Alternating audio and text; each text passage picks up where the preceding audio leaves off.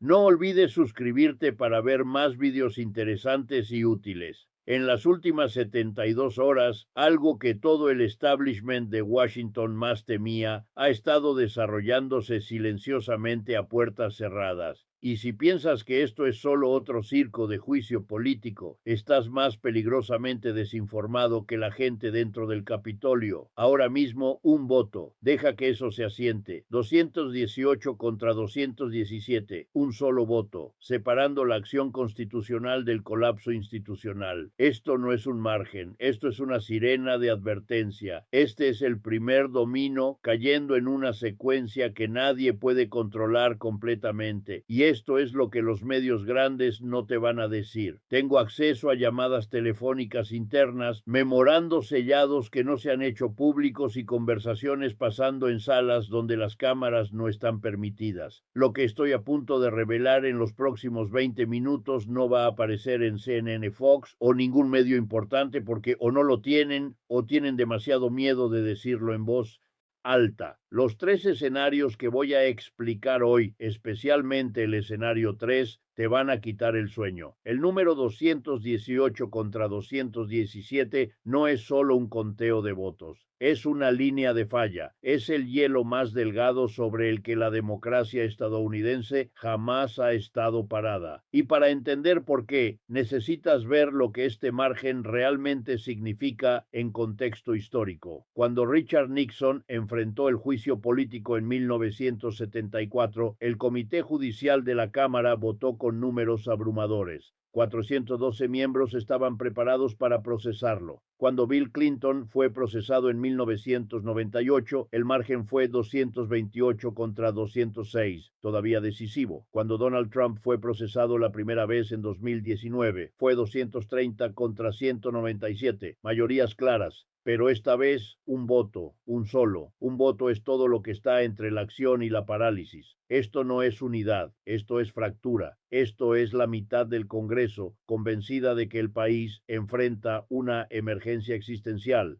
mientras la otra mitad cree que el proceso mismo es el arma siendo usada contra ellos. Esas posiciones no se comprometen, se endurecen. Ahora déjame decirte lo que nadie está hablando. 3 miembros republicanos que votaron si han efectivamente terminado sus carreras políticas dentro de su propio partido. Lo saben sus donantes, lo saben. 2 miembros demócratas que votaron si probablemente van a perder sus asientos en 2026. El costo político de ese voto fue catastrófico para todos los involucrados, pero aquí está el detalle que más importa, la identidad del voto número 218, la persona que emitió la boleta decisiva. Ese nombre está siendo protegido ahora mismo porque las amenazas, tanto políticas como personales, han sido implacables. Llamadas telefónicas de megadonantes, presión del liderazgo del partido y, según fuentes, contacto directo de individuos cercanos al propio Trump. Esto no es sobre coraje, esto es sobre supervivencia. Y la pregunta que todos en Washington están haciendo ahora mismo es simple. Si el costo fue tan alto para llegar a 218, ¿qué va a tomar llegar a 67 en el Senado? 67. Ese es el número que persigue a cada persona involucrada en este proceso, porque la Cámara no remueve presidentes, los acusa. El Senado es donde está el verdadero poder y las matemáticas ahí no son solo difíciles, son casi imposibles. Aquí está la fórmula: 50 demócratas más 3 independientes igual a 53 votos. Para condenar y remover a Donald Trump necesitas 67. Eso significa que 14 republicanos tienen que cruzar líneas partidistas. 14 de 49. Eso es 28.5%, 5% del bloque republicano volteándose contra el líder de su propio partido. Déjame ser claro, eso no pasa no en la política moderna, no con este nivel de lealtad de la base, no con amenazas de primarias colgando sobre cada voto. La estructura de incentivos está diseñada para prevenir exactamente este resultado. Pero, y esto es crítico, hay 3 escenarios donde 67 se vuelve posible. 3 excepciones a las matemáticas imposibles y los 3 están actualmente en juego. Escenario A, la prueba irrefutable. una pieza de evidencia tan devastadora, tan innegable, que defender a Trump se vuelve más peligroso que abandonarlo. Estamos hablando de una grabación, una cadena de correos electrónicos, un testigo que voltea con conocimiento directo. Piensa en Watergate cuando esas cintas de Nixon fueron liberadas. El apoyo republicano colapsó en 24 horas. Senadores que juraron lealtad el día anterior estaban pidiendo la renuncia al día siguiente. Si evidencia de esa magnitud sale a la superficie durante el juicio, 67 votos podrían materializarse más rápido de lo que nadie espera. Escenario B, el éxodo de donantes. Y aquí es donde necesito que pongas mucha atención, porque esto está pasando ahora mismo. 7 de los más grandes megadonantes republicanos han dejado de escribir cheques silenciosamente. La red, una de las maquinarias de 1907, financiamiento más poderosas en la política estadounidense, quedado completamente en silencio, sin declaraciones, sin contribuciones, sin defensa pública de Trump. Y luego está Peter Thiel, un hombre que una vez apoyó a Trump con entusiasmo, que vertió millones en candidatos alineados con Trump. Cada tuit que publicó sobre Trump ha sido borrado, desaparecido, eliminado de su línea de tiempo como si nunca hubieran existido. Cuando el dinero deja de fluir, la lealtad se evapora, porque esto es lo que la gente fuera de Washington no entiende. Los políticos no le temen a los votantes tanto como le temen a los donantes. Los votantes vienen cada 2 años. Los donantes deciden si siquiera puedes competir y si la clase donante ha decidido que Trump es un lastre. Si creen que ahora es una fuerza desestabilizadora que podría costarles una década de pérdidas, entonces de repente esos 14 votos empiezan a verse alcanzables. Escenario C, el factor Pence, Mike Pence. Es la carta salvaje de la que nadie está hablando lo suficiente si Mike Pence públicamente apoya la condena, si se para frente a las cámaras y dice que Donald Trump no es apto para ocupar el cargo. 20 senadores republicanos lo van a seguir en 48 horas. Eso no es especulación, esa es la lectura desde adentro del Senado. Ahora mismo Pence tiene más credibilidad con la base evangélica de la que Trump jamás tuvo. Tiene relaciones con republicanos de la vieja guardia que Trump quemó hace años. Y lo más importante, Pence no tiene nada que perder políticamente. No se va a postular de nuevo, no tiene futuro en un partido controlado por Trump, lo que significa que es libre de decir la verdad sin miedo a represalias. Y aquí está el detalle de última hora. Según fuentes cercanas al liderazgo del Senado, a Pence se le ha preguntado directamente por múltiples senadores si consideraría hacer una declaración pública, no solo un comentario silencioso de fondo, un discurso televisado completo. La pregunta ha sido planteada y Pence no ha dicho que no. De hecho, hay reportes de que va a tener una conferencia de prensa en las próximas 96 horas. El horario se está finalizando, la ubicación se está asegurando y si eso pasa, si Pence da un paso adelante y dice lo que todos sospechan que cree, todo el cálculo cambia de la noche a la mañana, pero incluso con los 3 escenarios en juego, todavía hay un mecanismo constitucional que podría evadir al Senado por completo y es la opción más peligrosa sobre la mesa, la enmienda 25. Sección 4. En notice papel. Suena casi teatral. El vicepresidente, junto con una mayoría del gabinete, puede declarar al presidente incapaz de ejercer los poderes y deberes de su cargo. Y en el momento en que esa declaración es firmada, la autoridad se transfiere inmediatamente. No después de un juicio, no después de un debate. Inmediatamente el presidente pierde el comando de los militares. Los códigos nucleares son transferidos, las órdenes ejecutivas ya no pueden ser emitidas. Es lo más cercano que tiene Estados Unidos a un botón de eyección constitucional y no requiere ninguna participación del Congreso para activarse. Pero aquí está el problema, el mismo problema que ha prevenido que esto sea seriamente considerado antes. ¿Quién va primero? ¿Qué miembro del gabinete está dispuesto a pararse frente a todo el país y decirle a su jefe que ya no está a cargo? Porque esa persona se convierte en la figura más odiada en el universo político de Trump instantáneamente.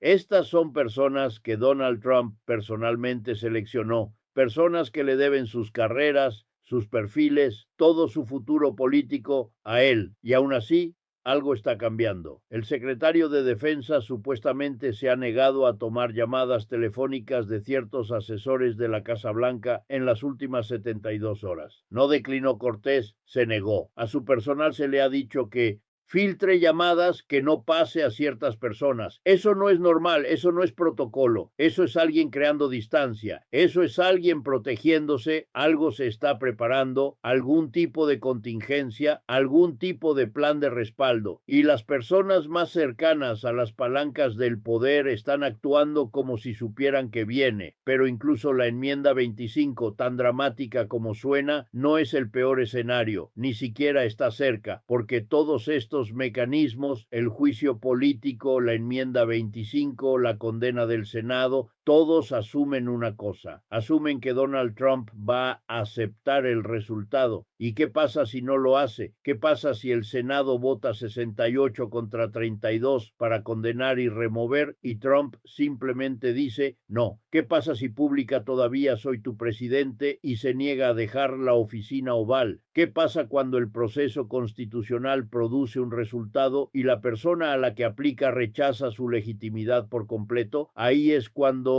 entramos al escenario de pesadilla. Ahí es cuando la crisis deja de ser legal y empieza a ser existencial. Imagina esto. El Senado vota. 68 senadores votan para condenar. El presidente de la Corte Suprema anuncia el resultado. Donald Trump ya no es presidente de Estados Unidos. Kamala Harris es juramentada. Constitucionalmente, legalmente, está hecho. Pero entonces Trump envía un mensaje: todavía soy tu presidente. Esto fue un golpe. No reconozco este proceso ilegal. Y se queda en la Casa Blanca. No empaca sus pertenencias, no aborda el Marine One, se niega a irse. ¿Ahora qué? ¿Quién hace cumplir el resultado constitucional?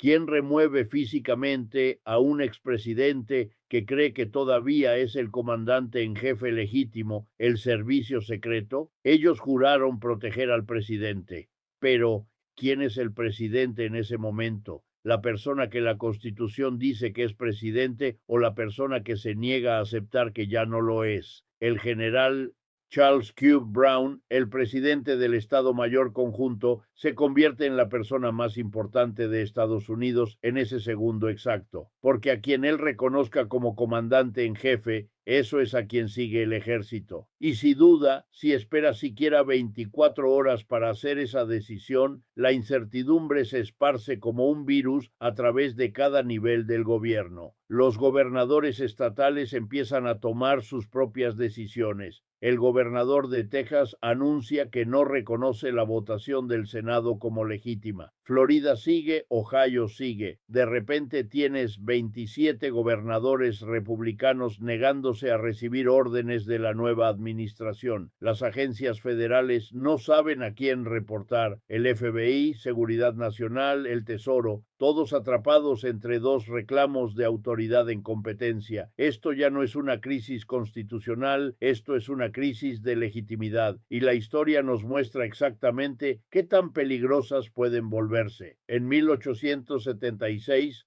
la elección presidencial entre Rutherford B. Hay Samuel Tilden fue tan disputada que el país estuvo a días de otra guerra civil. Solo se resolvió a través de acuerdos a puertas cerradas que terminaron la reconstrucción y abandonaron a millones de estadounidenses negros a las leyes Jim Crow. Por el próximo siglo, en 1933, Alemania enfrentó una ambigüedad constitucional similar. Hitler no destruyó la Constitución de Weimar, solo la hizo irrelevante. Usó poderes de emergencia, mecanismos legales que existían en papel y los convirtió en herramientas de control absoluto, y Turquía en 2016.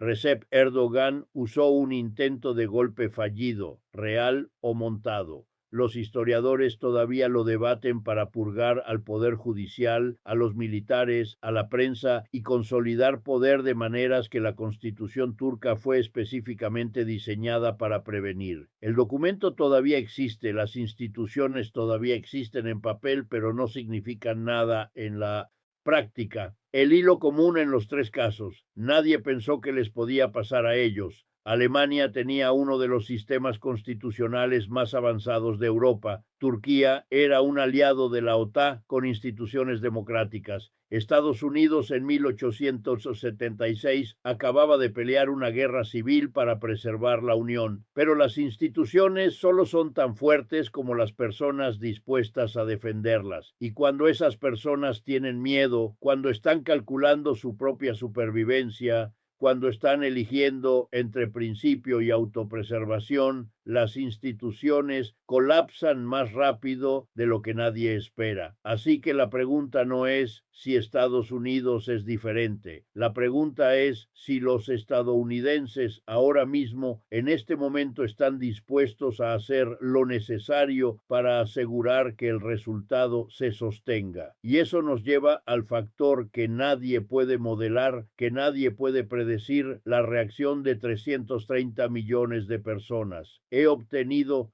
3 simulaciones, 3 modelos de cómo el público podría responder si entramos a esa crisis de legitimidad. Estos fueron creados por un grupo de investigación dentro del Departamento de Seguridad Nacional. Son clasificados. Se supone que no deben existir fuera de instalaciones seguras, pero los he visto y te voy a explicar los tres. Simulación 1 es aceptación pasiva. Simulación 2 es protesta controlada. Simulación 3 es la ruptura. Y si piensas que el 6 de enero de 2021 fue malo, si piensas que eso fue lo peor que Estados Unidos podía experimentar, la simulación 3 te va a mostrar exactamente cuánto peor puede ponerse. Simulación 1, aceptación pasiva. En este modelo, 60% del público estadounidense simplemente está agotado. Están cansados del caos político, cansados de las noticias de última hora, cansados de las crisis constitucionales, escuchan que el Senado votó para remover a Trump,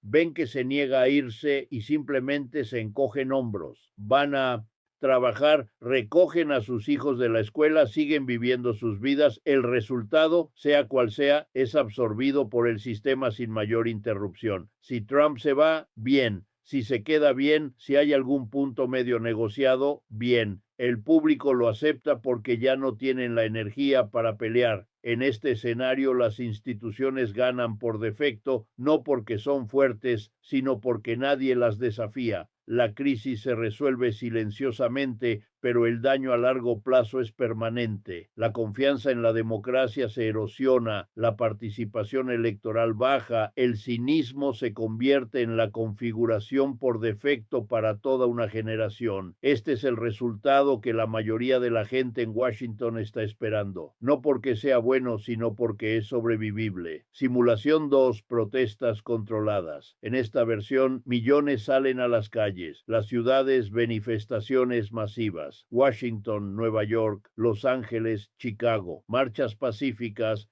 carteles, cánticos. Se ve como las protestas de Black Lives Matter de 2020, grandes, sostenidas, pero en última instancia manejables. Las fuerzas del orden monitorean. La Guardia Nacional es puesta en espera, pero no desplegada. El sistema absorbe la presión, los políticos sienten el calor y eventualmente emerge algún tipo de resolución negociada, se prometen reformas, se forman comités, la ira es canalizada hacia el proceso. Este escenario mantiene el sistema intacto mientras permite que la frustración pública sea expresada. Es ruidoso, pero controlado, disruptivo, pero no destructivo. Simulación 3, la ruptura. Este es el escenario que el gobierno federal está activamente preparando. Y si piensas que el 6 de enero fue malo, esto es lo que ese día se vería si se multiplicara por 50, no manifestaciones aisladas, movimientos coordinados en múltiples estados simultáneamente, no cientos miles de personas armadas marchando hacia capitolios estatales. Un